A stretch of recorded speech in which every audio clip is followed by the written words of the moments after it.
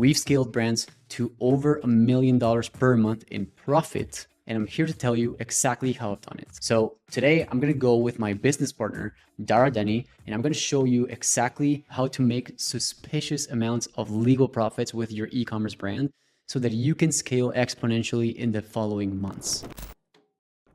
So what are the actions though that you're taking to take someone from 100K to 900K? Like, we say it's easy, we say it's simple and that we're doing the least amount of time, but what are the actions then that can provide that type of scale and that lift? Is it just as easy as increasing the budget? These are the three things that we're going to talk about today, which is first, you need an ad account structure that is going to allow you to invest money instead of spending money. The second one is you need to create a model that allows you to spend more to acquire the customer at a profitable rate. Not only a profitable rate, but while maintaining the exact same or even better profit margin. Then the last thing is you need to have dynamic ROAS and AMER targets. So I honestly, every time I get I talk to potential clients, I almost always hear this. Like, hey, as long as we have a 3 ROAS, we can scale. Massive mistake. Yeah. Today, I'm going to explain how having dynamic AMER and ROAS targets is going to allow you to maximize your total profit and also your profit margin. So, yeah. Let's do it. So typically, I would say that this begins with a 2-campaign structure baseline. And one is going to be your creative testing campaign. And then the other is going to be what I would consider a scaling campaign, where after you've tested your creatives, you figured out what's worked the best, what is the most scalable, you take those winning creatives and then you put it into your scaling campaign. When it comes to ad account structure, instead of me just trying to figure out like what is the best, I try to understand first what is the purpose of me using Ads Manager as a whole, Meta Ads as a whole. To most amount of e-commerce brands out there, it is to create the most scalable system. Now, when it comes to going to 8 figures, 9 figures, that can start to shift because you can start to use the platform as a great product market fit tool. You want to see if this product works. You might want to create a separate campaign for some spend, and you're going to get a lot of insight really fast. It's going to become a research tool that is very, very valuable. Now, for the brands that are starting out,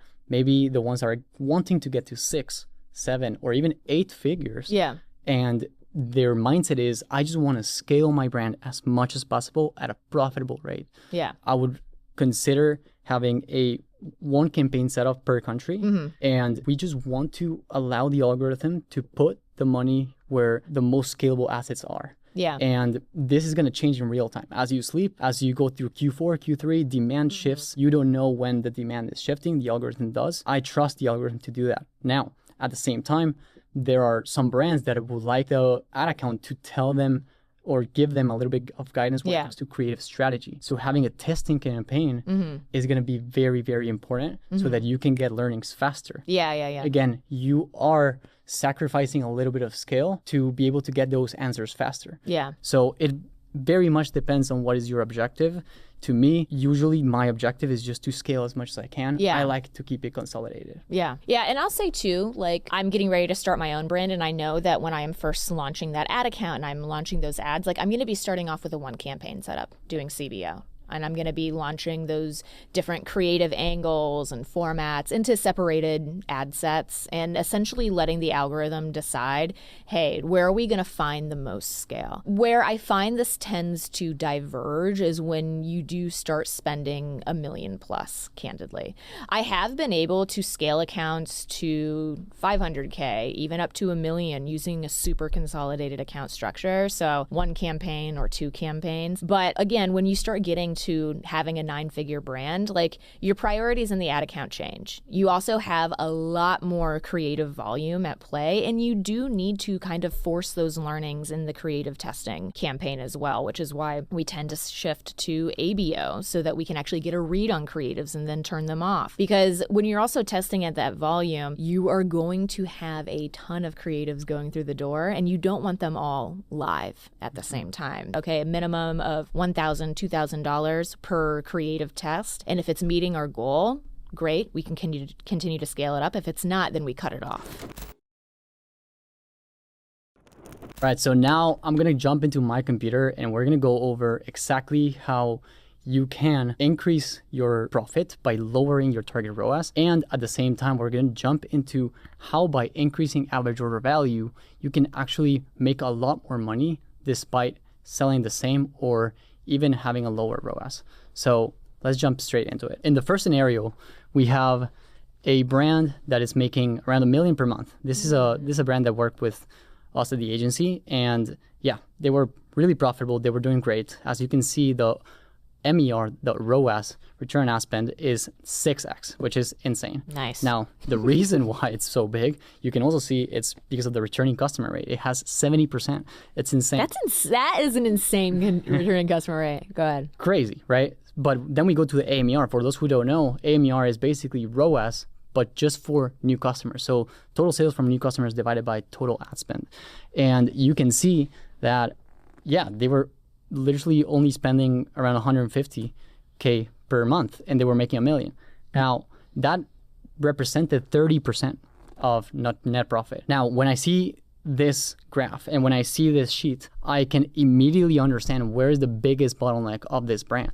And I created a calculator that even color codes it for me, where to me, the biggest bottleneck is in the red and in the orange, which is the cost of goods sold and in the marketing. Now, the marketing is not red because it's too high. It's because it's too low. Marketing is the only cost that has a direct correlation with how much money you make. The more you spend, the more you make. So you want to be able to create a model where that becomes the biggest cost. That's going to be the easiest way to scale. You might be asking yourself, yeah, but Miguel, like COGS, I need to go and negotiate with my suppliers, with my 3PLs.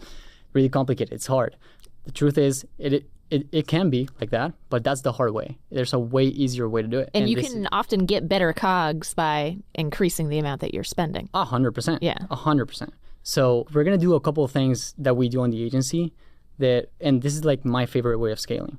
Number one is whenever I see a COGS that is really high, like 35%, I always want to increase average order value because when you increase average order value, you're selling the exact same amount, but you're just shipping to a lot less houses, right? So that means that you're saving a lot of money in the back end. You get to put that money that you saved back into the marketing, which is going to give you more money. So I'm going to give you the same brand. Let's say that we were to sell the exact same 1 million. We spent the exact same amount of money. You can see the ROAS and the AMER exactly the same. Yeah. Now, the only change was you can see the AOV went from 72 to 92. So we added a $20 increase on the AOV. Yeah. Now, by doing so, you can see that the 35% COGS went to 31. That immediately goes to the profit. Now, you can say like, oh, Miguel, I'm making a lot more money now. That's fine. But the truth is, you're still leaving money on the table. You created an incremental lift. Now it is your responsibility to put that additional 4% into the marketing, and you're going to maximize the total profit, maintain profit margin that you had initially. So this is the first thing you always need to do. This is a principle that the biggest brands in the world know, which is the one who can spend the more to acquire the customer wins. This is how Apple, Gymshark, Starbucks, they all have a lifetime value, or either they have higher AOV or higher returning customer rate, which creates a higher lifetime value or lifetime gross profit. And that allows them to outspend their competitors. And when they do, they become big because they get to put the money on what's bringing the most amount of sales. Now, this is the first step. Maximize the amount of money you can spend to acquire the customer. I'm going to show you another example of when you can start to lower your AMER targets. Now, this is another brand that we have in the agency. They were making around $700K per month, and they were spending around 170, 180, 190K per month max, right? And the problem here, this is a whole different scenario. You can see the profit margin is 12% before tax, 7% after tax. Now, there's a huge bottleneck on the operational expenses. This is by far the easiest to scale.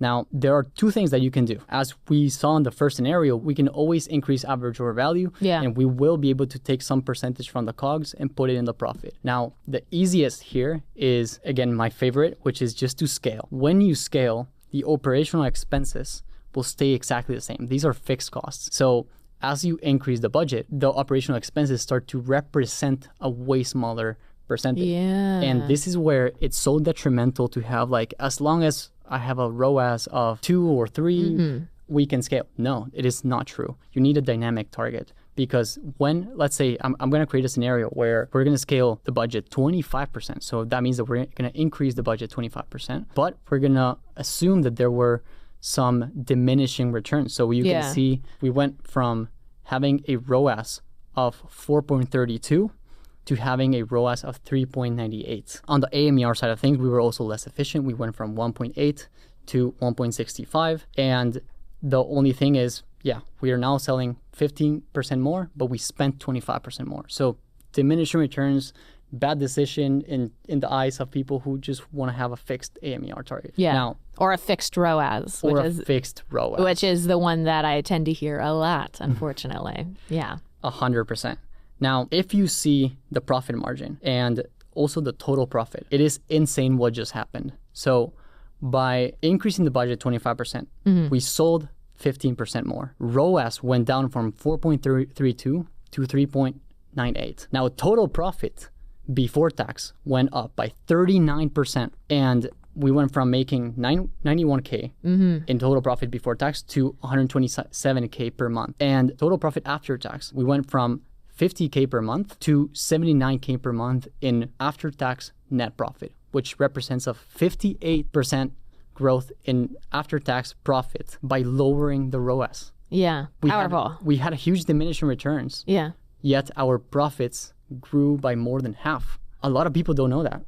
And this brand, a month later, we made 800K. 1 month later of that month, we made 1.9 million, almost 2 million. Of course, we have a little sale. You can see it on the graph over here. Yeah. But they had never scaled that aggressively in their entire life because they had this visibility, right? We had this visibility with them, and we were able to get them to a place that they had never been in the history of this brand. This is an established brand. Yeah. And I think that's the important, like the big takeaway I want people to have from this is you can lower your ROAS target. You can even lower your AMER and still result in more profit, which is the ultimate goal in business. Exactly. Yeah.